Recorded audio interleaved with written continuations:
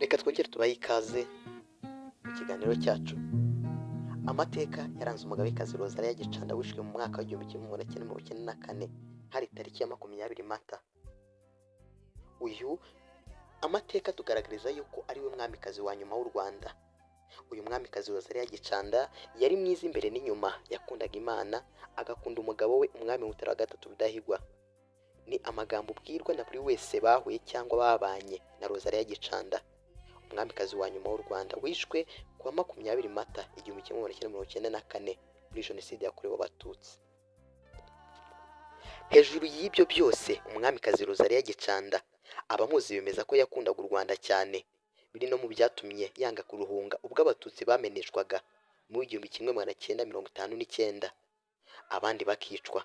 Yarugumyemo acunaguzwa kugeza mu 1994 ubwo yamburwaga ubuzima azira uko yavutse.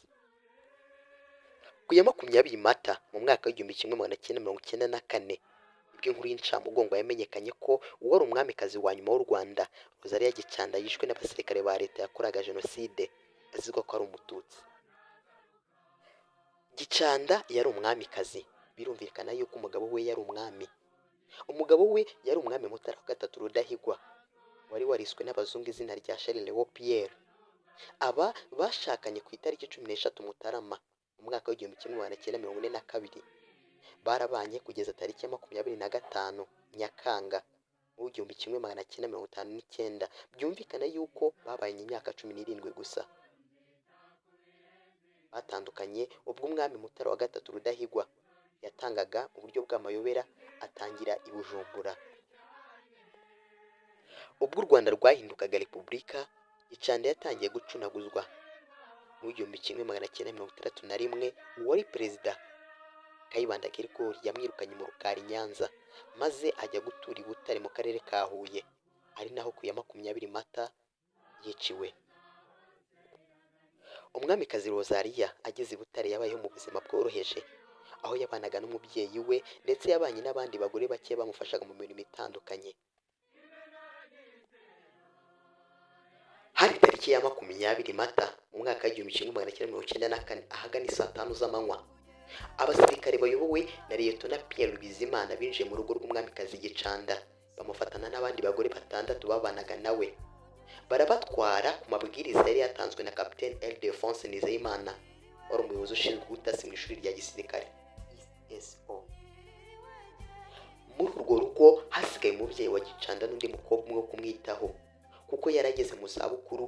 Abo basirikare batwaye Gicanda n'abagore bari bari kumwe babajyana inyuma y'inzu ndangamurage y'u Rwanda, barabarasa, aha ni naho basize ubuzima.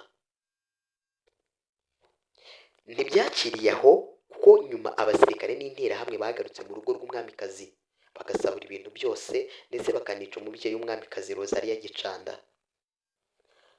Amateka agaragaza yuko uyu mwamikazi yari umuntu udasanzwe mu mico no mu myifatire ndetse no mu mibanire n'abandi. Bamwe mu babyeyi babanye n'uyu mwamikazi Gicanda bemeza ko yari umuntu mwiza, haba ku mubiri no ku mutima, agira kwicisha bugufi kudasanzwe. Umukecuru Mukandori Didasienne wabanye nawe mu kiganiro yagiranye n'Igihe dukesha iyi nkuru yagize ati: "Ndamukumbuye asuza umutima. Wabonaga ari Imana atari umwana w'umuntu. Yatekeraga amata akazimanira bose atarobanuye." Uyu mukecuru yagarutse ku kwicisha bugufi kwa Gicanda, avuga ko yabanaga neza n'abandi bagore mu muryango remezo, dore ko yari umuyoboke ukomeye wa Kiliziya Gatolika. Mukandori yakomeje avuga ko ikidasanzwe ku mwamikazi Gicanda ari ukuntu yakundaga umugabo we byahebuje, kugeza ubwo ye yaranditse amazina ye ku irembo, uwinjiye wese ajya amwibuka. Abandi babyeyi baganiriye n'ikinyamakuru Igihe harimo umubyeyi Mukakagombe Venansia unaturanye urugo ku rundi naho Gicanda yari atuye i Huye. Niwe yavuze ko umwamikazi yari yihariye mu mico myiza ku buryo atumva icyo abamwishe bamuzizaga. Ati: "Umwamikazi yari mwiza cyane, afite umutima wagutse, ntiyari akwiye kwicwa rwose rw'agashinyaguro, ahubwo ko yaremwe kandi akicwa n'Abanyarwanda. Satani n'abazungu bazanye ivangura mu Banyarwanda barahemutse."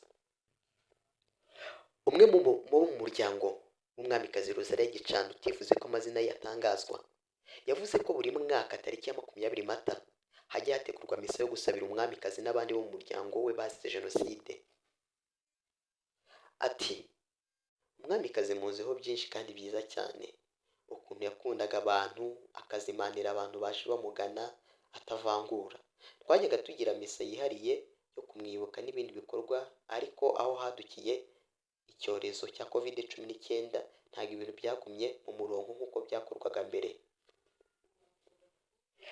Ibigwi n'urukundo by'umwamikazi Gicanda byirahirirwa n'uwamugezeho wese.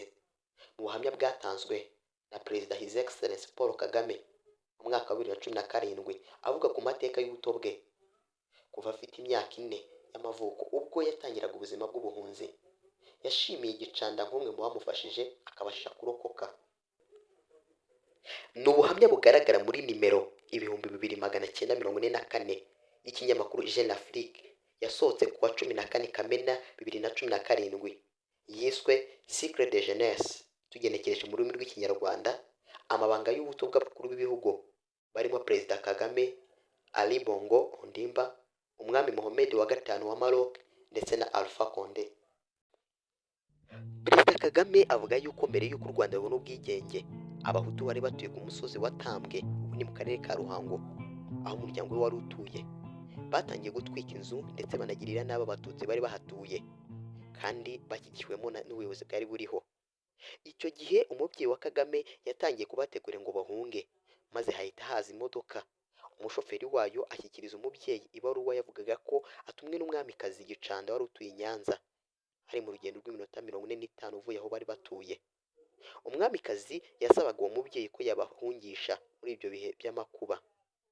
Perezida Kagame n'abantu bari bari kumwe binjiye muri iyo modoka, mu gihe igihiriri cy'ababahigaga cyaturukaga ku musozi wari uteganye n'aho bari batuye. Bamaze kuhagera barababuze, ubwo icyo gihiriri kirara mu byo bari batunze byose. Icyo gihe ngo basanze umwamikazi Nyanza mbere y'uko berekeza mu Mutara, aho niho bavuye bahungira Uganda. Uwavuga ibigwi n'amateka by'umwamikazi Rosalia Gicanda bwakira bugacya. Ariko ubu umwamikazi Rosalia Gicanda aruhukiye Mwima i Nyanza, ahatabarijwe umwami Mutara wa gatatu Rudahigwa ndetse n'umwami wa nyuma. Nguko rero ayo niyo mateka yaranze umwamikazi wa nyuma w'u Rwanda Rosalia Gicanda. Abato, abakuru nabashishikariza genda muri uyu murage uyu mwamikazi yadusigiye.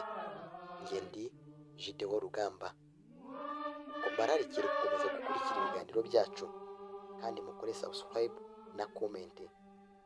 Murakoze, murakagira Imana.